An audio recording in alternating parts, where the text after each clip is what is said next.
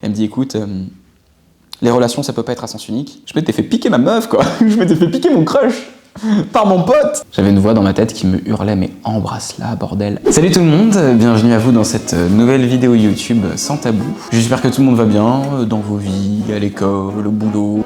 J'espère que tout va bien. Moi je vais plutôt bien en ce moment, je suis plutôt heureux. Et je me suis dit que justement c'était peut-être la meilleure période pour pouvoir vous parler d'un truc beaucoup plus hardcore. Une période de ma vie, bof, que j'aime pas trop, mais qui fait partie de moi et qui m'a quand même procuré beaucoup d'émotions. Aujourd'hui, j'avais envie de parler de friendzone. La friendzone, c'est quand tu es amoureux de quelqu'un qui te considère comme son ami et ça ne pourra pas changer. Toi-même, t'as probablement déjà été dans la friendzone, ou alors si tu ne l'as pas été, peut-être que tu as mis quelqu'un dans la friendzone. Des fois, on s'y met tout seul dans la friendzone, des fois on en sort. Aujourd'hui, donc, je vais vous parler de ma plus belle friendzone, on pourrait dire ça. Moi, je te lève mon verre de Iced Tea et je te souhaite bon courage.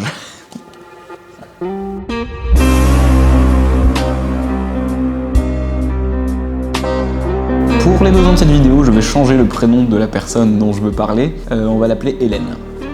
Voilà, Hélène, c'est un bon prénom fictif, je trouve. Quand j'ai rencontré Hélène, j'avais 15 ans. Je venais d'arriver au lycée, je me faisais mes premiers potes, je découvrais le goût du kebab, que je ne connaissais pas. Je le prenais au ketchup et je ne le finissais pas. Voilà, ça c'était moi. Et puis un jour, on est dans un parc. Et Axel me dit il y a une pote à moi du collège qui va débarquer avec ma sœur. Je l'ai vue arriver à, je sais pas, 200 mètres. Je prétends pas savoir ce que c'est un coup de foudre, mais toutes les fois où j'ai eu la sensation que ça m'arrive, c'était vrai. Ce truc où tu vois quelqu'un et que tu te dis, elle c'est... ouais. Et tu vas tomber amoureux d'elle, c'est sûr. Hélène arrive dans le parc, elle est grande, beaucoup plus grande que moi. C'est gênant parce qu'elle est obligée de se baisser pour me faire la bise, parce qu'elle est grande. Elle est élégante, fine, élancée, elle est magnifique. Elle est au lycée Louis-le-Grand, à Paris, qui est un des plus grands lycées publics parisiens. Et pour moi, petit banlieusard nul à l'école, déjà ça en impose tout de suite. Elle lit des livres, quoi. Moi, je suis sous le choc. Et comme tous les gens sous le choc, j'essaie de faire genre que tout va bien. Alors du coup, enchanté, moi c'est Hélène, salut, ça va? Ouais, cool. Je mange un kebab au ketchup, t'en veux? Bon. Je suis amoureux d'elle tout de suite. Elle a une élégance, elle a une prestance, elle a une timidité qui est juste craquante. Et on a commencé à s'envoyer quelques textos, j'essayais de faire des vannes, qui étaient nulles, mais j'essayais de les faire. Et on commence à se voir tous les deux. C'est elle qui m'emmène faire mes premières grosses soirées dans Paris, que je connaissais pas, les soirées sur les quais, où on boit comme des trous, rentrer en octilien. C'est elle qui m'a montré comment on faisait, pour monter dans un bus de nuit qui te ramène en banlieue, c'est l'endroit le plus dangereux de la Terre, mais c'est elle qui m'y emmenait, elle était beaucoup plus courageuse que moi. C'était le début de mon adolescence. Mon adolescence a vraiment commencé quand j'ai rencontré cette meuf. On commence à se prendre des petits cafés dans Paris. Ce qui commençait à me faire chier, c'était que j'avais l'impression qu'elle remarquait pas que j'étais love d'elle. Alors que pour moi, c'est quand même vraiment très clairement évident, quoi. Mes potes aussi me disaient, c'est évident, quand t'es à côté d'elle, on voit que tu la kiffes, on voit que tu regardes qu'elle. On va se prendre... oh, c'est ça. Alice Isaz est en direct, mais qu'est-ce que je m'en bats les couilles de ça. On était le 1er septembre, jour de la rentrée, j'étais avec mes potes, on était en train d'acheter nos fournitures scolaires comme de bons élèves, et je reçois un texto d'elle qui me dit écoute, faut qu'on parle. Elle me dit écoute, les relations ça peut pas être à sens unique. Je commence à péter un plomb dans ma tête, hein. Moi mon téléphone j'arrive même pas à le tenir, tellement mes mains sont moites, il me lâche des mains dans le bus. Elle me dit pour que tu sois mon meilleur ami, il faut que tu me considères aussi comme ta meilleure amie.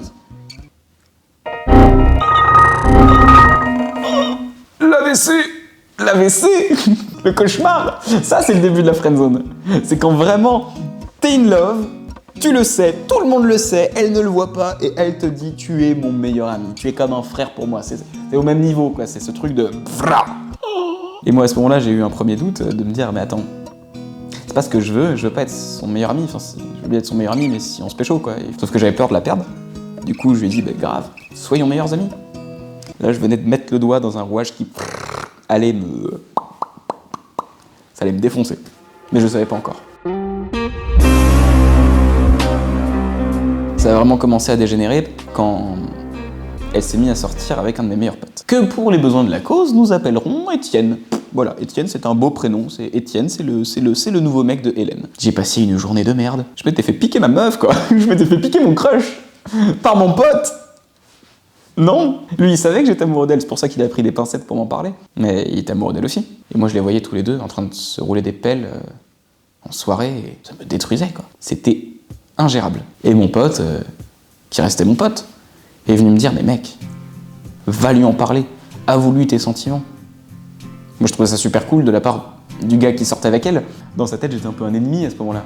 Le meilleur ami qui est amoureux, c'est l'ennemi du couple. C'est le gars, il faut faire attention.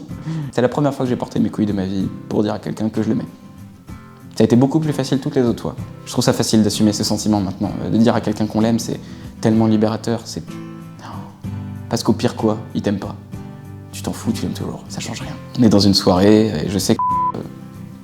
Hélène va... Dans une autre soirée, donc je rejoins... je la rejoins à cette soirée. Elle m'a vu dans la rue, tout seul, au milieu de la nuit. Elle m'a dit, mais qu'est-ce que tu fais là? J'avais envie de mourir. Je lui ai dit, il faut que je te parle. Les relations, ça peut pas être à sens unique. Je suis amoureux de toi. Et ça me bouffe parce que je sais que je suis ton meilleur ami et que t'es ma meilleure amie, mais je suis amoureux de toi. Profondément, purement. Depuis le premier jour, depuis que je t'ai vu dans ce putain de square grec, depuis qu'on se fait nos cafés dans Paris, depuis que je te raconte toute ma vie et que tu me connais mieux que ma mère, depuis tout ce moment-là, je suis amoureux de toi. Et je sais très bien qu'il ne se passera jamais rien entre nous. J'ai dit ça. J'ai pas attendu qu'elle me dise « Oh, mais moi aussi » ou « Mais non, ça va pas le faire ». Je suis parti du principe que ça allait pas le faire.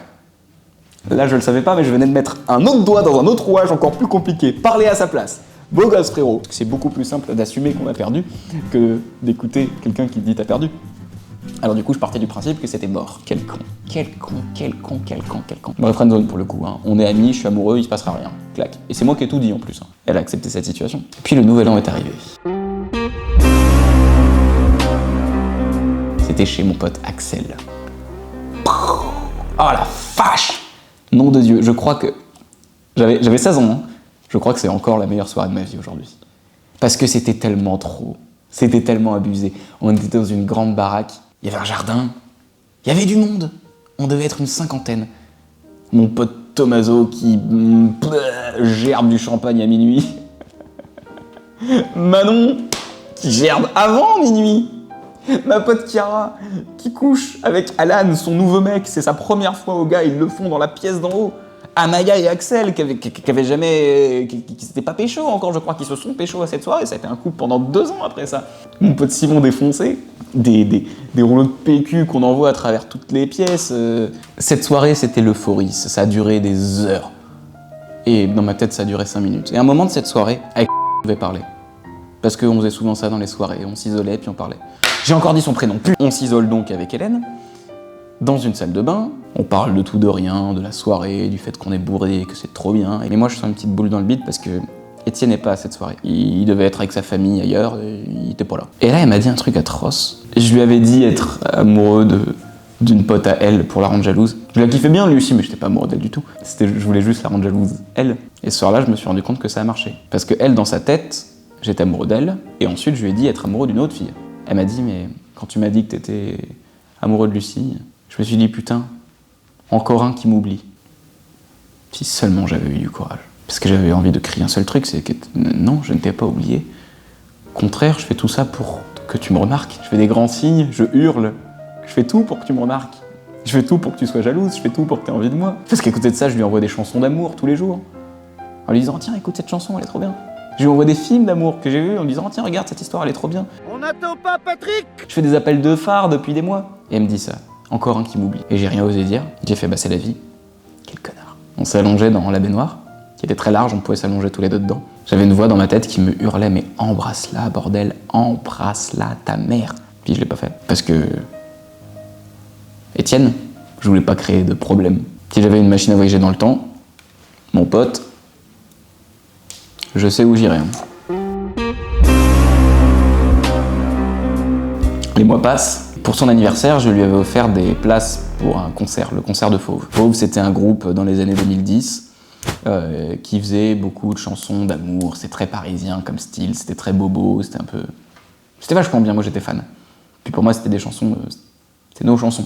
Pour moi, Fauve, c'est juste des gens qui ont pris mes sentiments, qui les ont mis sur du papier et qui l'ont donné à Hélène.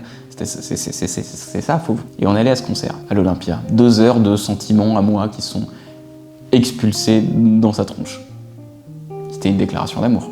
Pas clair, mais c'était une déclaration d'amour. l'inviter à ce concert. On sort du concert, on se fume un joint, on va au McDo d'Opéra comme tous les connards qui fument des joints après être allés voir un concert à l'Olympia. Dans la file d'attente du McDo, elle me dit tu te souviens du Nouvel An? La baignoire? Je fais oui, je me rappelle, oui, ça me dit quelque chose vaguement. Et défoncée, dans la queue du McDo, elle m'explique que ce soir-là, elle regrette parce qu'elle aurait voulu m'embrasser. Bordel! Bordel! Bordel!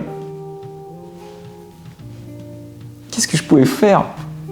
J'avais mon Big Mac dégueulasse, c'était défoncé à la mort, je comprenais rien à ce qui m'arrivait. J'avais mes sentiments qui se mélangeaient entre ce putain de concert et cette putain de bombe atomique qui venait de larguer dans mon cœur. Je suis là, j'avais ma salade qui se barrait de mon burger, c'était un cauchemar. J'aurais dû faire quelque chose, je pouvais pas. Je vous assure, je ne pouvais pas. Parce qu'à partir de là, je compte plus en mois, je compte en années. Moi j'ai mes histoires de mon côté, elle a ses histoires des siennes, on se raconte nos vies. On se voit, on reste amis en fait. Parce qu'on a toujours été des amis. On essaie de comprendre l'amour, c'est dur. Parce qu'avec les années, ça ne part pas quoi. Ça ne part pas, ça ne veut pas partir. Moi je suis devenu humoriste, donc j'ai une carrière qui commence à se lancer. À côté de ça, j'ai mon bac, j'ai des amis, je pars en vacances. J'ai une vie en fait, j'ai toute une vie, mais que je vis en parallèle de la sienne et qu'à chaque fois qu'on se voit, il y a une voix dans ma tête qui me hurle mais putain, mais fais quelque chose quoi, c'est pas possible. Une fois on s'est pris un café, quoi, 2 ans, et je lui ai redit une dernière fois, je suis amoureux de toi, ça change pas, alors on fait quoi? Moi je suis là pour toi, j'ai qu'une envie, c'est qu'on s'embrasse et qu'on parte à l'autre bout du monde, on fait quoi? Et elle m'a dit cette phrase terrible, j'ai qu'une envie, c'est de tomber amoureuse de toi, mais je suis très triste parce que je sais que ça n'arrivera jamais. Waouh! Ce genre de rafale dans la gueule. J'ai d'autres histoires, et puis un jour, je réalise que l'amitié est devenue de la rancœur. Parce qu'à chaque fois qu'on se voit, je lui en veux tellement de pas m'aimer. Ce qui est absurde, je peux pas lui en vouloir de pas m'aimer, ça n'a aucun sens, mais je lui en veux. Je lui en veux tellement que je la clash. Je fais des pics, des petites vannes, tu sais. Et c'est allé trop loin pendant le premier confinement. Je l'appelle et je lui demande comment ça se passe, son confinement, tout ça. Elle me dit qu'elle va très bien, qu'elle est en confinement avec son mec, ton mec, bon, bref. Et qu'elle fait pousser des tomates avec son mec. Et je lui dis, ah ouais, tu fais pousser des tomates? Ah super. Putain, c'est dommage parce que le temps qu'elles soient mûres, tes tomates, putain, toi tu te seras suicidé. Moi dans ma tête à ce moment-là, c'est une blague. C'est une vanne quoi, c'est une joke. C'est en mode, le temps que tes tomates poussent, tu te seras suicidé parce que ta vie c'est de la merde si tu fais pousser des tomates. Pour moi c'était drôle. Mais j'entends pas le rire, et là je comprends. Je me dis putain mais je viens de lâcher une immense dinguerie en fait moi. Je m'excuse, je me confonds en excuses parce que qu'est-ce que tu veux que je fasse d'autre? C'est marrant parce que dans la friendzone, généralement, l'excuse pour friendzoner quelqu'un c'est de dire ah mais si on sort ensemble ça va gâcher notre amitié. Nous on n'est jamais sortis ensemble et c'est ça qui a gâché notre amitié. À partir de là on a complètement arrêté de se parler parce que ça avait plus d'intérêt. Si tu vois cette vidéo, Hélène, déjà, je suis désolé d'afficher un peu tout ça au grand jour, en public. Je sais que c'est pas forcément le truc le plus agréable, mais pour moi c'est important et puis ça me fait du bien d'en parler, pour de vrai, d'en parler aux gens qui me suivent, pour qu'ils apprennent à me connaître, parce que ça fait partie de moi. Même si c'est de l'histoire ancienne, c'est du passé, vraiment, c'est une page de ma vie qui est tournée. C'est la page de mon adolescence. C'est celle avec laquelle j'ai découvert ce que c'était de tomber amoureux, ce que c'était d'être triste, ce que c'était d'espérer, ce que c'était d'imaginer, de fantasmer. Ça reste comme une belle période de ma vie. Et je suis content de l'avoir passé avec toi.